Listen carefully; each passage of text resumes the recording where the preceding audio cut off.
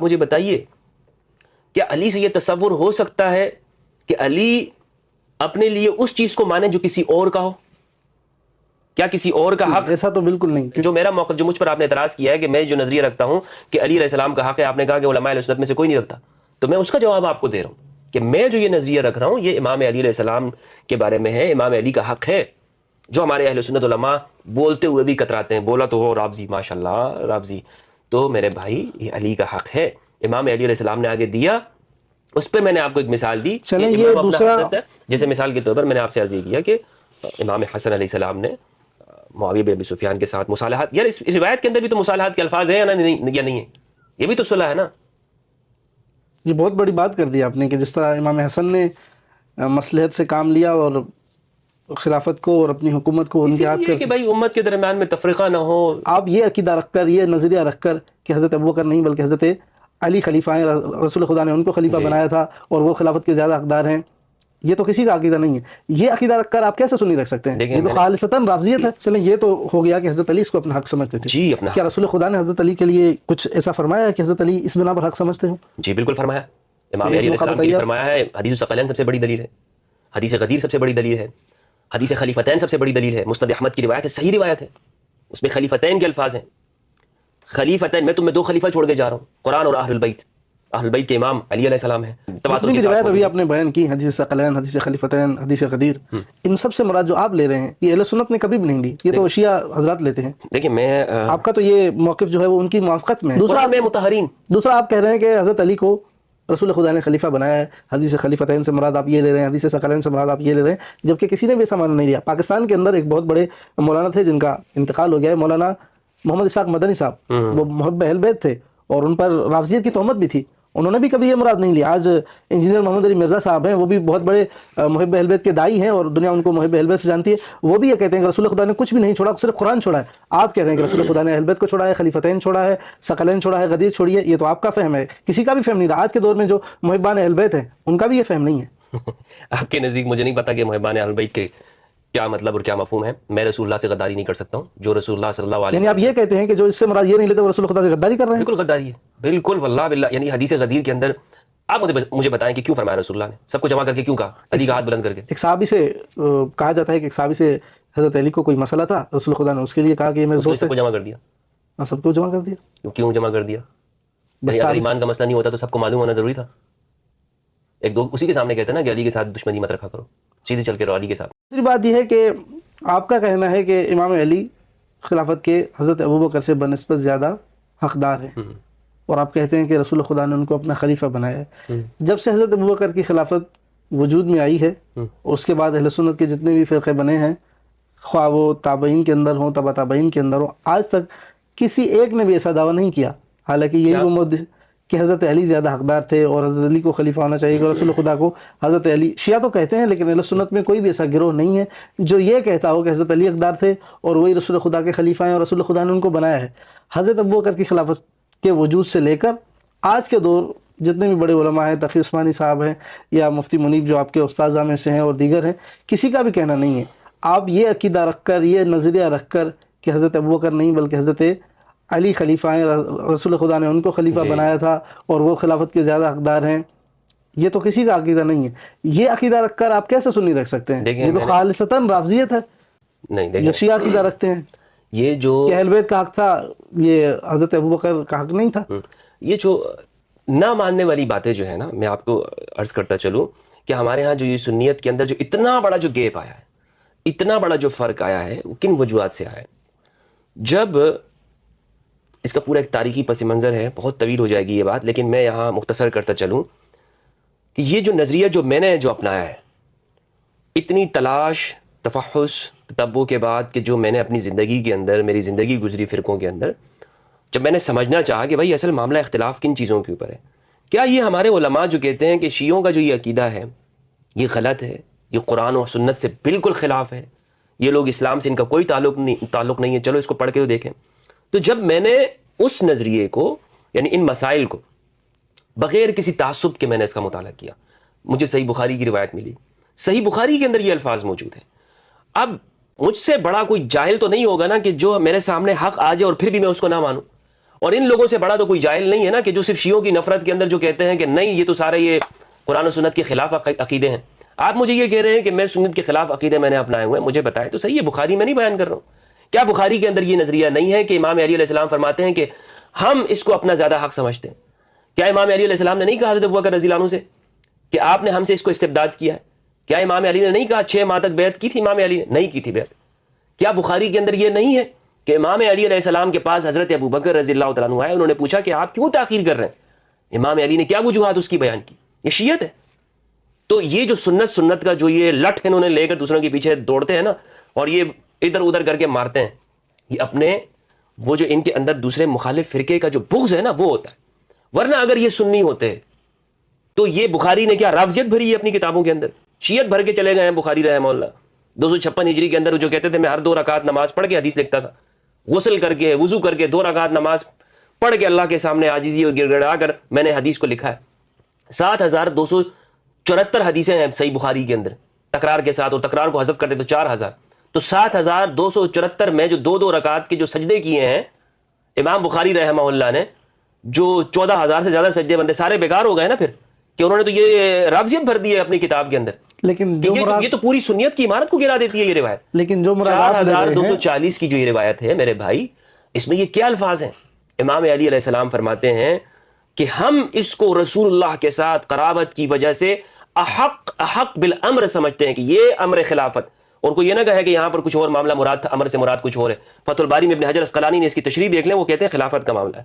اس خلافت میں حقدار ابوبکر سے سامنے کھڑے ہو کر کہتے ہیں. آج آپ کے سامنے اگر حضرت ابوبکر آ جائے تو آپ کیا کوئی جرت رکھتا ہے کہ حضرت ابوبکر کے سامنے یہ جملہ کہتے؟ لیکن امام علی علیہ السلام نے جرت کے ساتھ, شجاعت کے ساتھ یہ بات کہی, اپنا پورا مدعا سامنے رکھا, یہ میرا حق ہے, علی کا حق ہے یہ. تو میں آپ سے کہتا ہوں نا, پھر جاہل ہوگا وہ شخص کہ جو کہتا ہو کہ میں علی کی اس بات سے اختلاف کر دوں. کس کے ساتھ کھڑے ہیں آپ کہہ رہے ہیں کہ امام بخاری نے اس روایت کو نقل کیا ہے, کیا خود امام بخاری کا بھی یہی عقیدہ تھا کہ امام علی زیادہ نہیں ہے؟ تو پھر کیوں نقل کر دیا انہوں نے, کیوں لکھ دیا یہ سب, گپ لگا کے گئے؟ میں عرض یہ کر رہا ہوں کیا علی کا حق تسلیم کیا بخاری نے یا نہیں کیا؟ وہ تو الفاظ ہیں کہ یہ ہم اپنے یہ اس کا عقیدہ ہوا کہ نہیں ہوا امام بخاری رحمہ اللہ کا؟ اگر نہیں ہے آپ کہتے ہیں تو اس کے مخالف روایت دکھا دیں مجھے بخاری میں کہ علی نے کہا کہ میرا حق نہیں ہے, میں اس سے دستبردار ہوتا ہوں. ابوبکر رضی اللہ عنہ سے کہا کہ آپ کا ہی حق ہے, آپ ہی سے ہے ماشاءاللہ, جس طرح حضرت عمر رضی اللہ عنہ نے کہا کہ ہاتھ بڑھائیے ہم آپ کے ہاتھ پہ بیعت کرتے ہیں, آپ ہمارے امام ہیں. علی کا یہ رویہ تھا. تو بھائی یہ تو پھر آج عام مصنف رائٹر جب کتاب لکھنے بیٹھتا ہے وہ اپنے عقیدوں کے خلاف بات نہیں لکھتا, اپنے عقیدوں کے خلاف بات نہیں لکھتا. اور یہ بخاری کے اندر 7 مواقع پر غالباً یہ روایت موجود ہے, یعنی ایک سے کئی مرتبہ ہے. 4240 4241 نمبر کے اوپر یہ روایت ہے, اور بھی باب غزوہ خیبر کے اندر. یہ میرے بھائی عام رائٹر یہ غلطیاں نہیں کرتا کہ اپنے عقیدے کے خلاف لکھے. تو یہ تو بخاری رحمہ اللہ نے حدیثیں لکھی ہیں, مجھے بتائیں پھر. اور یہ بخاری نہیں, صرف مسلم کے اندر بھی یہ روایت موجود ہے, ترمذی اور یہ ہمارے ابو داؤد کے اندر بھی یہ روایت موجود ہے. تو پھر کیوں علماء نے ہم سے اس چیز کو چھپایا ہے؟ یہی بات ہے, میں آپ سے یہی تو عرض کر رہا ہوں. یہ سنیت کے نام پر تماشا لگائے ہوئے انہوں نے. میں نبی آج کے کے دور دور میں میں کہا کہ یہ اگر یہ بخاری کا عقیدہ نہیں ہے مجھے بتائیے میرے بھائی کہ اس کے خلاف بخاری نے اپنی کتاب میں لکھا ہو کہ نہیں امام علی نے تو جناب بلکہ اس موقع کے اوپر کوئی تردد نہیں کیا اور آگے آ گئے. امام علی ہر معاملے کے اندر آگے بڑھنے والے ہیں یا نہیں ہیں؟ اسلام کے اندر کبھی پیچھے رہنے والے, کبھی پیچھے رہنے والے نہیں تھے. چلیں یہ تو ہو گیا کہ حضرت علی اس کو اپنا حق سمجھتے تھے. جی اپنا کیا رسول خدا نے حضرت علی کے لیے کچھ ایسا فرمایا ہے کہ حضرت علی اس بنا پر حق سمجھتے ہوں؟ جی بالکل فرمایا. امام علی علیہ السلام کے لیے فرمایا ہے, حدیث الثقلین سب سے بڑی دلیل ہے, حدیث غدیر سب سے بڑی دلیل ہے, حدیث خلیفتین سب سے بڑی دلیل ہے. مستد احمد کی روایت ہے, صحیح روایت ہے, اس میں خلیفتین کے الفاظ ہیں. خلیفتین, میں تم میں 2 خلیفہ چھوڑ کے جا رہا ہوں, قرآن اور اہل البیت. اہل البیت کے امام علی علیہ السلام ہیں. حدیث ولایت یہ حدیث غدیر جسے کہتے ہیں, حدیث الثقلین یا حدیث خلیفتین. ہمارے ہاں آج بہت سارے, یعنی مثال کے طور پر آپ کوئی تقریب منعقد کرتے ہیں اور اس تقریب کے اندر وہ اسپیشل ایونٹ ہے, آپ لوگوں کو جمع کرتے ہیں اور اس میں آپ کسی شخص کے لیے ایک عہدے کی اناؤنسمنٹ کرتے ہیں, ٹھیک ہے. تو اس سے لوگ کیا سمجھتے ہیں, کیا سمجھتے ہیں کہ یہ اس شخص نے اس کے لیے ایک مرتبہ, اسٹیٹس, مقام متعین کر دیا نا. یہ تو نہیں سمجھتے ہیں کہ نہیں یہ اس سے مراد صرف یہ ہے کہ ہم ان سے صرف محبت کریں گے, وہ یہی ایک مقام و مرتبہ سمجھتے ہیں. امام علی علیہ السلام اس غدیر خم کے جو واقعہ اور ایونٹ ہے 18 ذی الحج کو جو ہوا ہے 10 ہجری کے اندر, اس سے امام علی علیہ السلام اپنے لیے یہ نہیں سمجھیں گے کہ میں رسول اللہ صلی اللہ علیہ وآلہ وسلم کا ولی ہوں ہر مومن کے اوپر. اور یہ روایت کے الفاظ بھی ہیں کہ آپ میرے بعد ہر مومن کے ولی ہیں, آپ میرے بعد ہر مومن کے ولی ہیں. تو یہ وہ چیزیں ہیں. اس کے علاوہ اور بھی روایات ہیں امام علی علیہ السلام کے بارے میں تواتر جتنی کے بھی ساتھ روایت موجود ابھی ہیں. آپ نے بیان کی، حدیث ثقلین، حدیث خلیفتین، حدیث غدیر، ان سب سے مراد جو آپ لے رہے ہیں یہ اہل سنت نے کبھی بھی نہیں لی، یہ تو شیعہ حضرات لیتے ہیں. دیکھیں میں آپ کا تو یہ موقف جو ہے وہ ان کی موافقت میں ہے، کن تو کی پھر آپ کیسے سننی ہے؟ شیعوں کی موافقت میں ہے. مجھے اس سے غرض نہیں ہے کہ آج کے دور میں، میرا نظریہ شیعوں سے آج موافقت. کے دور میں جن پر میں نے ابھی رافضیت آپ کی کو بھی بتایا نا تہمت جو تھی، عصمت کے آج بارے کے میں دور کے اندر شیعہ سے موافقت رکھتا ہے کہیں پر، جو میں نے عصمت کے بارے میں نظریہ رکھا. بھائی عصمت کا تو نظریہ ہمارے ہاں شیعوں میں ایک اگر آپ کا نظریہ ایک کوئی بنیادی چیز ہے، بنیادی. وہ بندہ شیعہ اس معنوں کے اندر ہو ہی نہیں سکتا کہ جب تک آپ کا اگر کوئی 12 اماموں کو معصوم نہیں مانے. آپ اور کا میں کوئی کیسا شیعہ ہوں جو 12 اماموں کو معصوم نہیں مانتا ہوں. آپ کا کوئی ایک نظریہ ہو نا جس میں شیعت کی موافقت ہو تو ہم اس کو چھوڑ دیں. ابھی آپ نے اہل مجھے بیت پتا کی ہے، بات چلیں کی، آج آپ ثابت کریں کہ میں اہل بیت کی بات تھی، آپ نے کہا کہ میں عصمت سے بھی بڑا مانتا ہوں. پھر جب دیکھیں میں خلافت، قرآن کا لفظ مانتا ہوں، میں آپ سمجھتا ہوں اپنا کہ فہم قرآن لے کا رہے ہیں نا، قرآن اپنا کا فہم نہیں لو، قرآن کا فہم ہے بھائی. قرآن میں مطہرین. دوسرا آپ کہہ رہے ہیں کہ حضرت علی کو رسول خدا نے خلیفہ بنایا ہے، حدیث خلیفتین سے مراد آپ یہ لے رہے ہیں، حدیث ثقلین سے مراد آپ یہ لے رہے ہیں، جبکہ کسی نے بھی ایسا معنی نہیں لیا. پاکستان کے اندر ایک بہت بڑے مولانا تھے جن کا انتقال ہو گیا ہے، مولانا محمد اسحاق مدنی صاحب. وہ محب اہل بیت تھے اور ان پر رافضیت کی تہمت بھی تھی. انہوں نے بھی کبھی یہ مراد نہیں لی. آج انجینئر محمد علی مرزا صاحب ہیں، وہ بھی بہت بڑے محب اہل بیت کے داعی ہیں اور دنیا ان کو محب اہل بیت سے جانتی ہے. وہ بھی یہ کہتے ہیں کہ رسول خدا نے کچھ بھی نہیں چھوڑا، صرف قرآن چھوڑا ہے.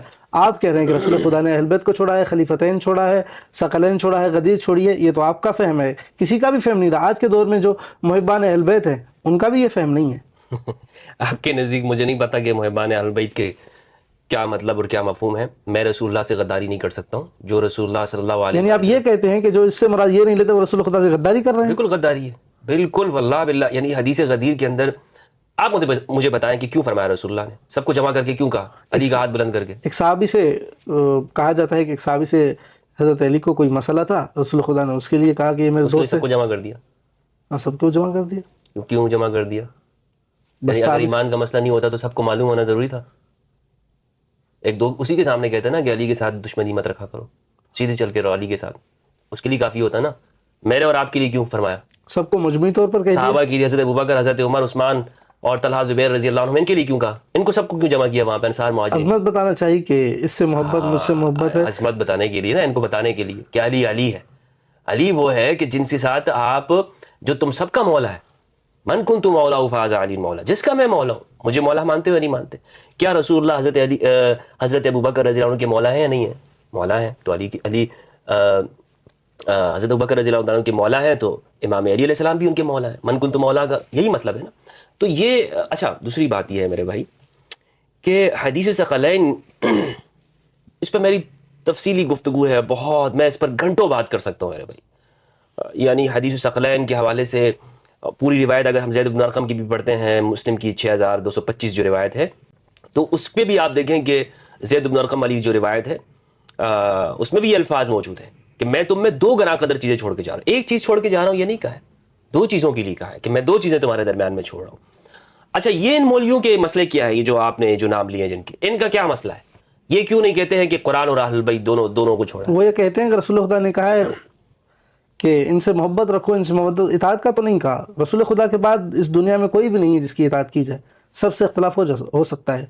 صحیح مسلم کے اندر جو حدیث ہے، اذکرکم اللہ اہل بیتی، اذکرکم اللہ اہل بیتی، میں آپ کو ڈراتا ہوں، ڈرانے کا ذکر ہے. مولانا اسحاق صاحب نے یہی بیان کیا ہے. اور ایک آیت جس میں تمسک والے الفاظ ہیں، یہ تو حدیث من گھڑت ہے، جعلی ہے، اچھا غیر ثابت ہے. صحیح ہے. اللہ کا مطلب کیا ہوتا ہے؟ میں تمہیں ڈراتا ہوں، میں ڈراتا ہوں، خوف دلاتا ہوں. میں آپ اس کا ترجمہ دوبارہ کرتا ہوں. اذکرکم، یاد دلاتا ہوں تم کو، اللہ کو، فی اہل بیتی، اپنے اہل البیت کے بارے میں. فی کا معنی میں ہوتا ہے کے بارے میں، کے بارے میں، کے بارے میں. کیا مراد ہے اس کا؟ کہ پیروی کرو. میں تمہیں ان لوگوں کو کے بارے میں تمہیں صرف اتنا کہتا ہوں کہ ان سے محبت کرو. ان کا ذکر دلاتا ہوں تمہیں، ان کی یاد دلاتا ہوں کہ جب تم کوئی معاملہ کرنے جا رہے ہو تو ان کو یاد رکھنا، ان کے بغیر تم کوئی معاملہ نہیں کرنا. اذکرکم، اللہ یاد دلاتا ہوں تمہیں اپنے اہل بیت کے بارے میں. یعنی وہاں بھی آپ کہہ رہے ہیں کہ وہاں بھی مراد اطاعت ہی ہے. میں آپ کو بتا رہا ہوں، دیکھیں نہیں، اس لفظ سے سمجھے گا. میں آپ سے کہتا ہوں کہ میرے بچوں کے بارے میں میں تمہیں اللہ یاد دلاتا ہوں، ٹھیک ہے، میں تمہیں بچوں کے بارے میں سنیے گا، جب کھانے کا وقت تو آپ اپنے بچوں کو بٹھا دیں، میرے بچوں کو چھوڑ دیں، تو آپ نے خیال رکھا؟ نہیں، خیال نہیں رکھا، بالکل خیال رکھیں گے، بالکل صحیح ہے، خیال نہیں رکھا نا، کیا مطلب ہے؟ علی نے کیوں کہا یہ ہمارا حق ہے؟ یعنی آپ یہ کہہ رہے ہیں کہ رسول خدا نے جو کہا تھا کہ اذکرکم اللہ میں اللہ کو یاد دلاتا ہوں تو حضرت ابوبکر نے اس پر عمل نہیں کیا؟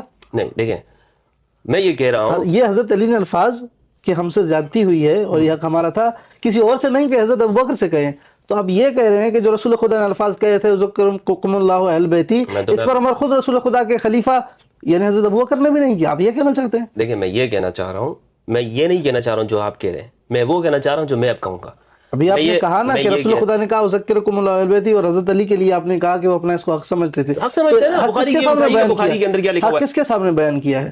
حضرت ابوبکر کے سامنے بیان کیا ہے؟ سب کے سامنے امام علی نے کہا ہے نا کہ آپ نے بھائی کہا کہ حضرت علی، اچھا اس کا کیا معنی ہے؟ امام علی فرماتے وَلَكِنَّكَ اسْتَبْدَدْتَ عَلَيْنَا بِالْأَمْرِ، وہ تو حضرت ابوبکر سے کہا ہے، میں یہی تو آپ سے سوال کر رہا ہوں، آپ اگر کہہ رہے ہیں کہ حدیث کہا ہے تو بات ختم ہو گئی، میں اپنے الفاظ کیوں یہاں پہ ڈالوں کہ نہیں اس کا مطلب یہ ہے اور یہ ہے؟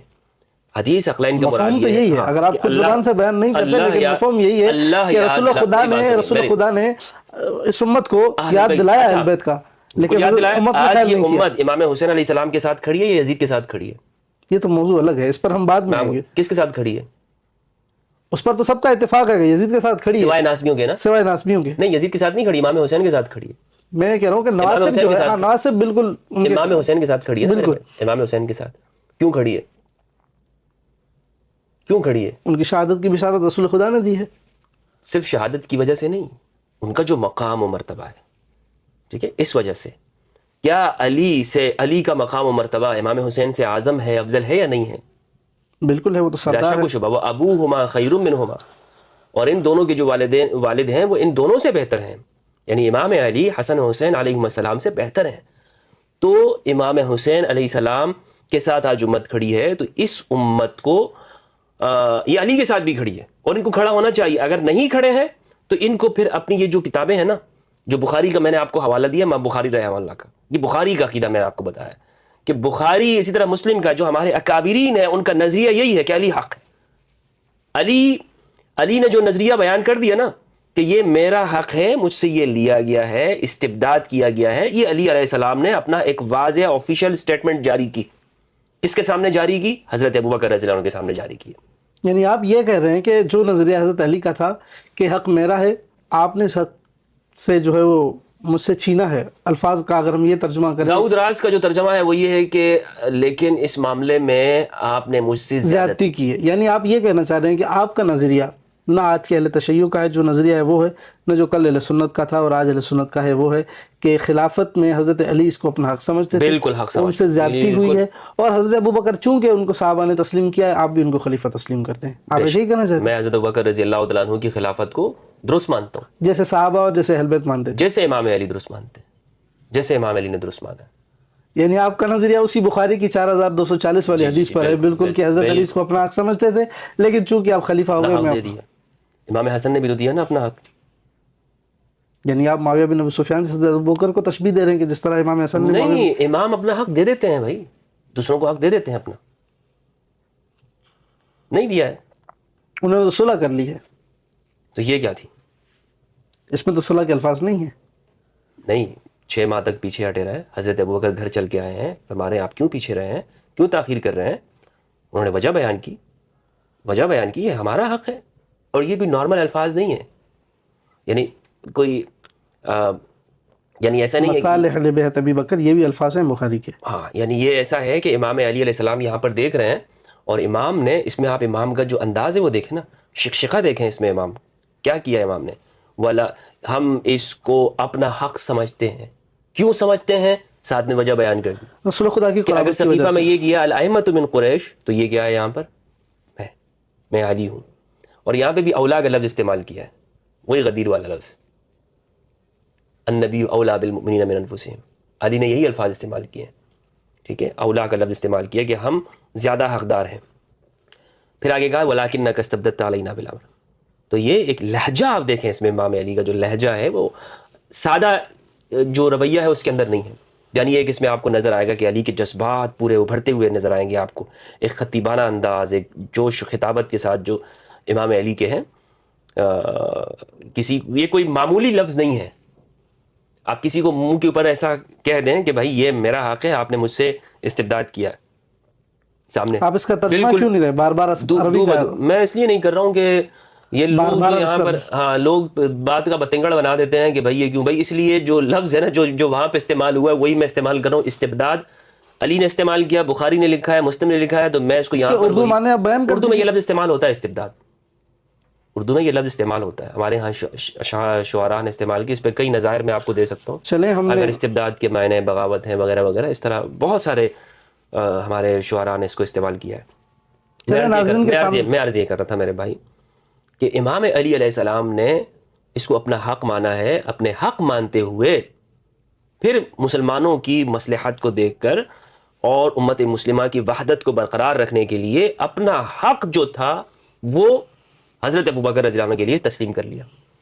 آپ مجھے بتائیں اگر امام علی علیہ السلام اس کا حق نہیں سمجھتے تھے اپنے لیے تو پھر 6 ماہ کیوں دور رہے اور یہ لفظ کیوں کہے کہ اس کے حقدار ہمیں؟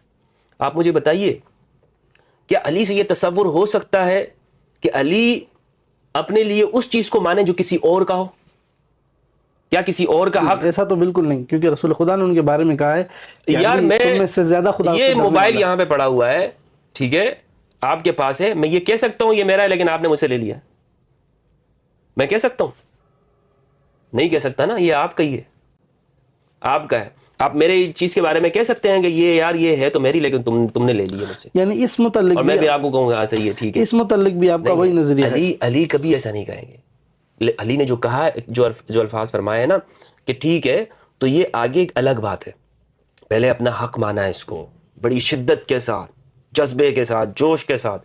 6 ماہ تک امام علی علیہ السلام نے بیعت نہیں کی. 6 ماہ کی بات تو کر لی نا. دیکھو کر لیے، یہ تو الگ بات ہے نا. میں آپ سے کہہ رہا ہوں پہلے تو ابھی اس معاملے کو تو ہم دیکھ لینا کہ علی اپنا حق مان رہے کہ نہیں مان رہے. جو میرا موقف، جو مجھ پر آپ نے اعتراض کیا ہے کہ میں جو نظریہ رکھتا ہوں کہ علی علیہ السلام کا حق ہے، آپ نے کہا کہ علماء اہل سنت میں سے کوئی نہیں رکھتا، تو میں اس کا جواب آپ کو دے رہا ہوں کہ میں جو یہ نظریہ رکھ رہا ہوں یہ امام علی علیہ السلام کے بارے میں ہے. امام علی کا حق ہے جو ہمارے اہل سنت علماء بولتے ہوئے بھی کتراتے ہیں. بولا تو وہ رافضی، ماشاء اللہ رافضی. تو میرے بھائی یہ علی کا حق ہے، امام علی علیہ السلام نے آگے دیا. اس پہ میں نے آپ کو ایک مثال دی کہ امام اپنا حضرت ہے. جیسے مثال کے طور پر میں نے آپ سے عرض یہ کیا کہ امام حسن علیہ السلام نے معاویہ بن ابی سفیان کے ساتھ مصالحات، یار اس روایت کے اندر بھی تو مصالحات کے الفاظ ہیں یا نہیں ہے؟ یہ بھی تو صلح ہے نا. یہ بہت بڑی بات کر دی آپ نے کہ جس طرح امام حسن نے مصلحت سے کام لیا اور خلافت کو اور اپنی حکومت کو ان کے ہاتھ کہ بھائی امت کے درمیان میں تفرقہ نہ ہو، امام حسن علیہ السلام نے دے دیا. یعنی اس متعلق بھی جو دوسرا سوال تھا ہمارا کہ اہل بیت اور صحابہ کے درمیان جو خلافت، یہ بہت بڑی بات میں نے کیسے کر دی؟ بخاری کی روایت میں لکھا ہوا ہے بھائی. لیکن جو فہم آپ اس سے لے رہے ہیں وہ تو کبھی کسی نے نہیں لیا. لفظ لکھا ہوا ہے مصالحت، صلح کے لیے، بالکل یہ لفظ ہے اس میں. چلے ہم نے یہ بھی جان لیا کہ جس طرح آپ پہلے معاملے میں منفرد تھے کہ اصحاب قصاص سے مراد میں مطہرون لیتا ہوں، اس معاملے میں آپ بالکل اہل سنت سے بھی اور شیعہ حضرات سے بھی بالکل خارج ہیں. نہ آپ اس طرف ہے نہ اس طرف، آپ نے ایک الگ ہی رہا اپنا.